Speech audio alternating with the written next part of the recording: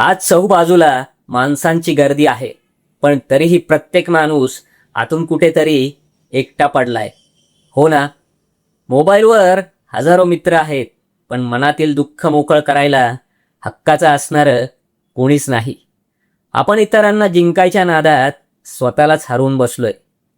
अशाच एका अस्वस्थ क्षणी मी स्वामींच्या चरणांशी जाऊन बसलो आणि विचारलं, स्वामी, या जगात माझं म्हणणारं कोणीच कसं नाही.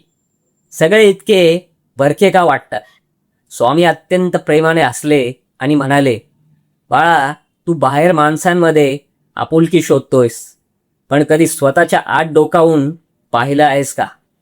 तू दुसऱ्यांकडून प्रेमाची अपेक्षा करतोस, पण कधी कोणाला निस्वार्थपणे साथ दिली आहेस का?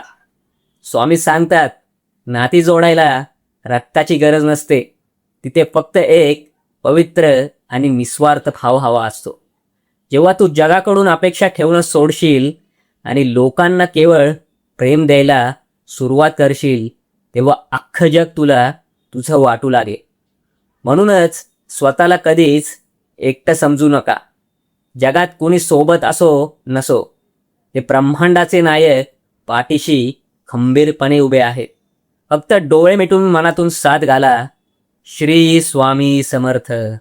श्री स्वामी समर्थ.